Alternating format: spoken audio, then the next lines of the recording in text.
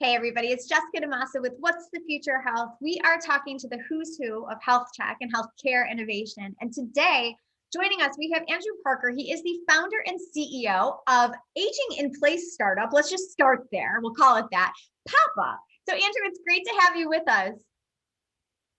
Thank you so much for having me on the show today.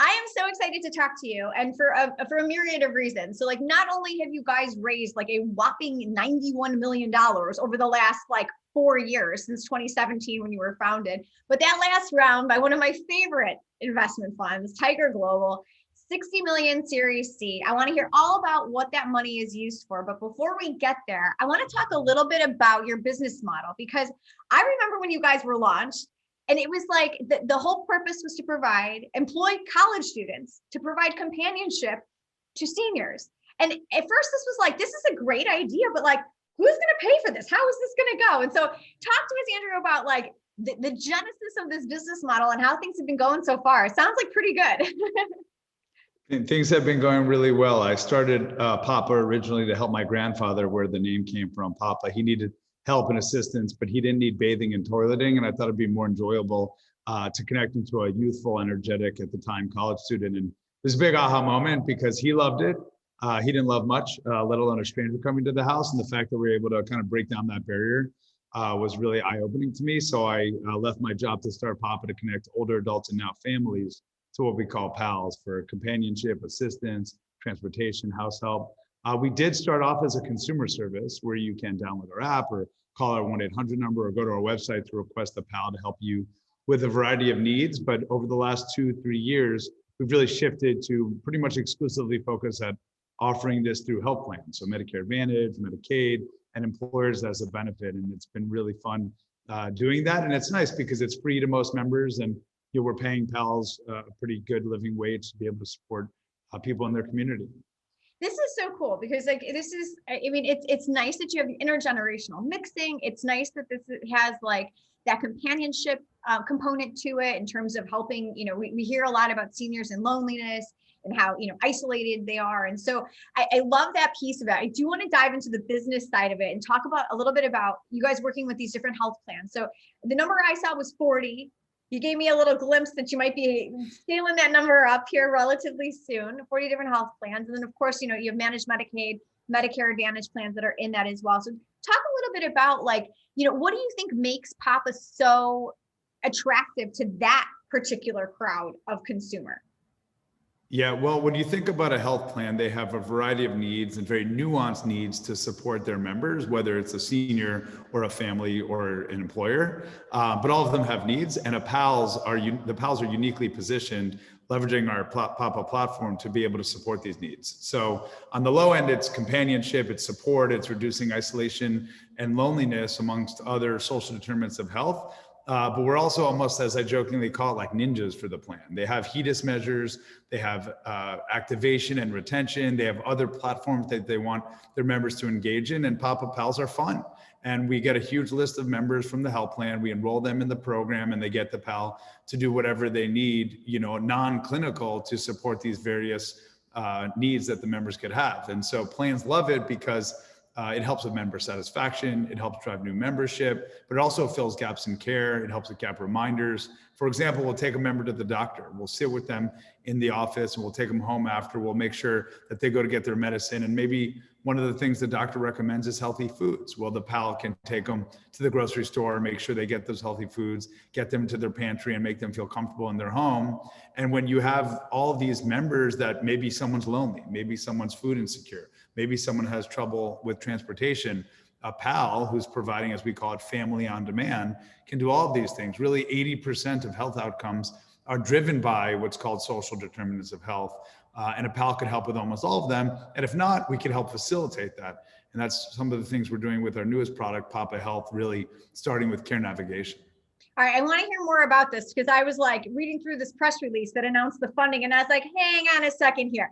Did they just say this Papa Health feature includes virtual care, chronic condition management, and care navigation? I'm oh my God, they're pushing into this just like everybody else. So what is going on here? Is that true? Are you guys going to start delivering your own care here like that? So Papa is hyper-focused on improving the lives and health of older adults and families, leveraging a companion as the core solution. And that currently is our PAL network that is available across the country to, as you mentioned, 40 health plans. Looks like we're about to triple that for January of 2021. And we're very excited about it because we've been providing not only a good experience, but an ROI and positive outcomes. We find that many solutions are being offered to members: telehealth, chronic care management, as you mentioned, and of course, care navigation. What we find is we have trust and a relationship with the members, and they align that to their health plan directly, and they kind of associate it with their Papa Pal. So someone may be getting access to telehealth through their health plan, but they don't know how to use an iPhone, or they don't have an Android device, or they don't even know how to, get in touch with their health plan to begin with, or they didn't even know they had a primary care doctor. And so the PAL helps to facilitate many of those things. We do have a network of Papa Docs, but that's really just to get them back to their primary care physician. We are not trying to replace primary care. We're not trying to compete with the telehealth companies. We're really the connective tissue of all the various health needs that members have, using the PAL and companionship as the core. But under the guise of companionship and the trust that we have, we can help them learn how to use that telehealth device, get them that remote patient monitoring platform plugged in, show them how to use it, enroll them in the program, set them up with tools like Livongo, and get them that chronic care management support that they need. But first and foremost, you have to have that bond. And without that, there's really nothing. And the members love our product. It's pretty special. Not everyone loves telehealth. Not everyone loves, a remote patient monitoring solution or chronic care management, but they need those things. And if a PAL can help guide them and connect them, and in some cases facilitate that, it's super powerful. I think that's so cool. And I like this approach of, it's like this care navigation piece, in the sense that it's a trusted resource who's not only just referring, but also there to help you get things set up and put into place and teach you how to use it if you need it. So can you talk a little bit more about how you see, I guess, the PALs being integrated into the traditional, either the virtual or in-person care system? Because that to me is really fascinating. The fact that also you guys are paid for by health plans. I can't imagine that, I love what you said earlier, you guys are like ninjas for the plan. So it's like, I can't imagine they're not wanting to pick your brain in terms of some of the data that your people, your PALs have access to that nobody else does. So what can you say about that? Can you give us a sense of I can't imagine you're not collecting some of this information and putting it into place with the intent to use it to help, in terms of improving health outcomes or whatever. But what can you say about that? Well, we're in the home of older adults and families more than almost any other provider. There's a shortage of doctors, there's a shortage of nurses, there's a shortage of caregivers. There has to be a new type of care and a new type of provider to support the members. And we've really come up with that, and we call it a PAL. We refer to it as companionship, but while we're in the home, we can do light observations. We can notice there's carpet ripped up, there's cords all over the floor, there's no food in the refrigerator, the person is sad, the person's in a bad mood. We collect all of that information and provide it back to the health plan just to improve these individuals and improve their outcomes. But the fact that we're in the home with what I like to call the last frontier of offline data is super powerful. We're not just trying to collect data, but to gather those insights to be able to move the needle. If I find out you're food insecure, and then I realize it's because you don't have a lot of money, you can't get to the grocery store because you don't have a car, and a PAL could help facilitate all of those things, we could prevent, in a very proactive way, someone from ending up in the hospital. Right. Most solutions are reactive. You have a cold, you do a telehealth visit. You have a chronic care disease, you kind of have chronic care management. You need remote patient monitoring. All of these things are reactionary. Well, Papa Pal's proactive. You may be lonely, you may be isolated, you may be food insecure, maybe you don't have access, but generally everyone could use a PAL. I myself could use a PAL sometimes. And we're typically seeing members on a weekly basis or every other week, or for those that don't need it as often, once a month. But that's more than any other provider. And they really associate Papa and the Papa PALs. We set them up with like a family of PALs with their health plan. We always want them to know this has been brought to you by your health plan. Got it. Okay. Member satisfaction is really critical, especially as it relates to Medicare Advantage and managed Medicaid. And for us to be able to provide a really fun, unique experience that doesn't feel like traditionally like a healthcare solution, it really allows us to help these individuals in a way that's equitable and provides them with what we call true independence. You can, as a 90-year-old, pick up the phone. You don't need an app to say, hey, I want my PAL to come over. And then from there, it's kind of hands off.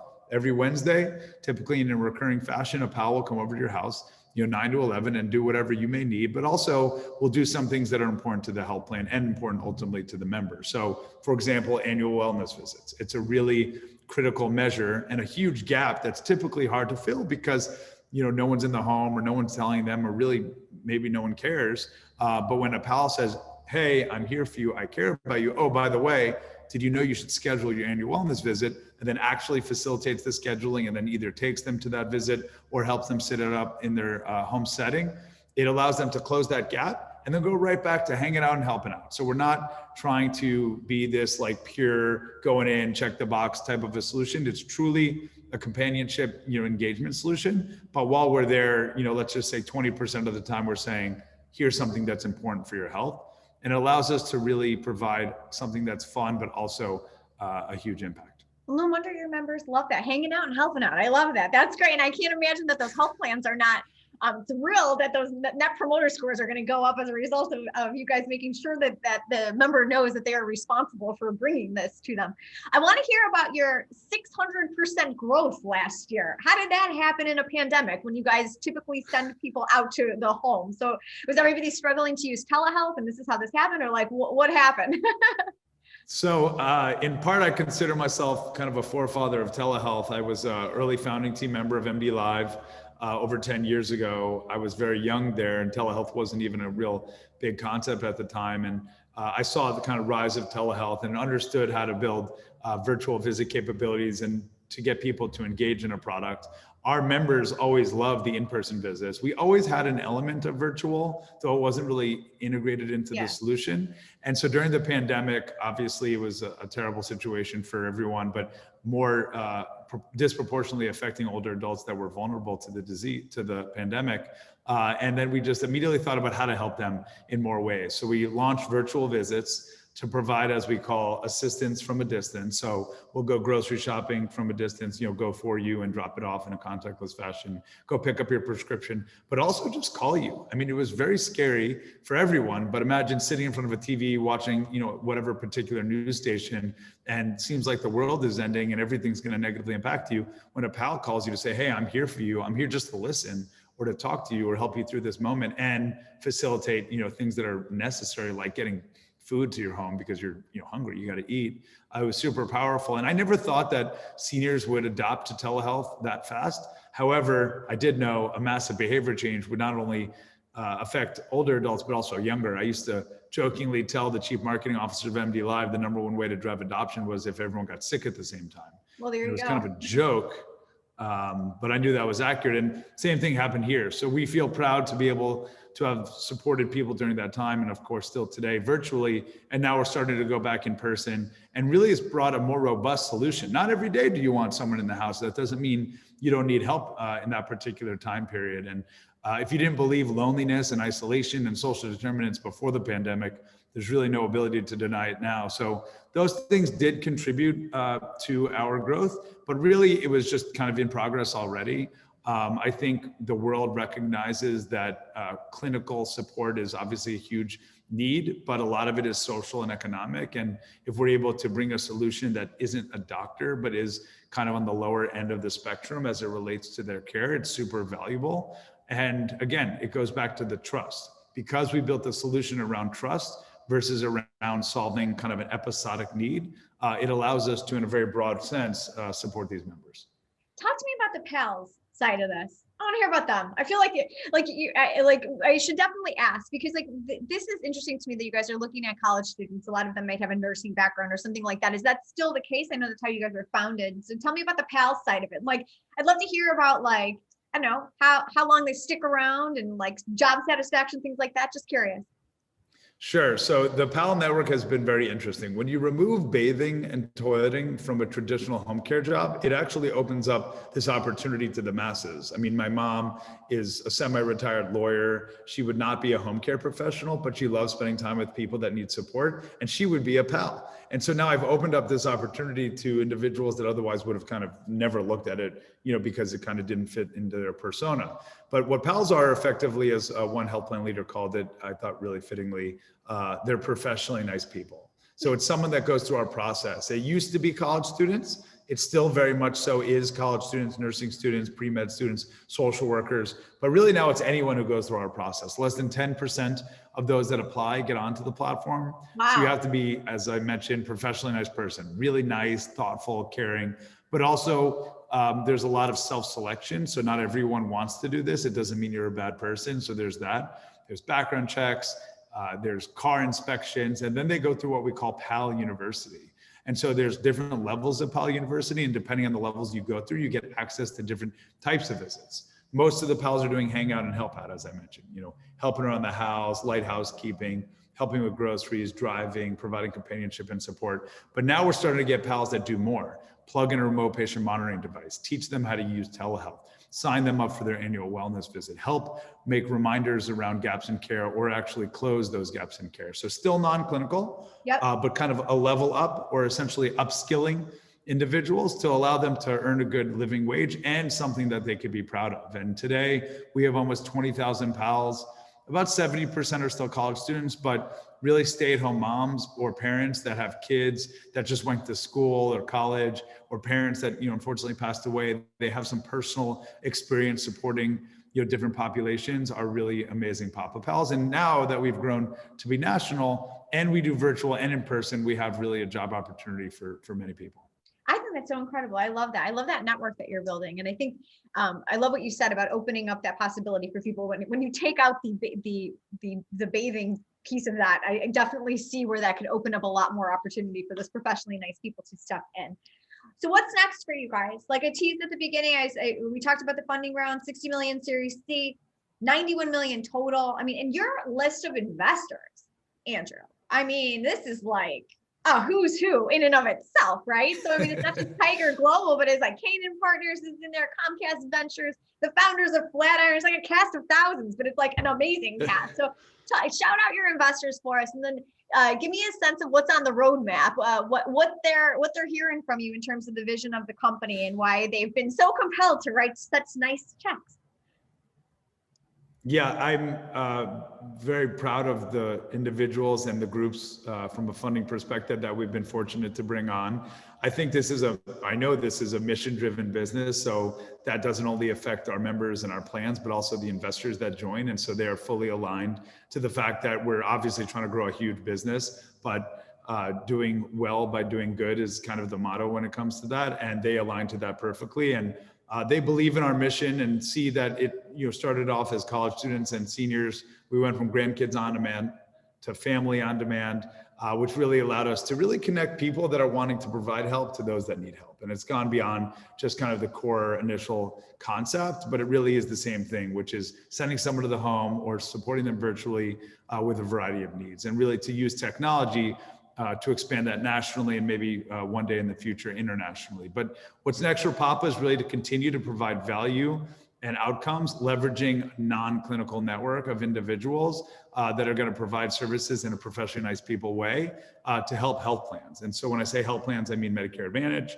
which is seniors, mostly Medicaid, which are families below the poverty line or those low income individuals, and then also employers as a benefit. So as a parent or a daughter or a son of a family that needs support, you're working, you're busy, you want to be a good kid or a good mom, it's difficult. So to be able through an app, to be able to request a pallet, to be able to help with those needs is super powerful. And really that's all through health plans. So a majority of the health plans have either one or all of those channels, and we're going to continue to do that. It's about 240 million people that we feel in America that can get access to a PAL in some capacity, either for themselves or for their family members. And so we want to continue to do that. We're adding care navigation, which we have a couple clients that are launched now. We were doing it all the way, but now we're productizing it. People would say, oh, how do I get my dentures? Oh, how do I get my glasses? Oh, I need to sign up for telehealth.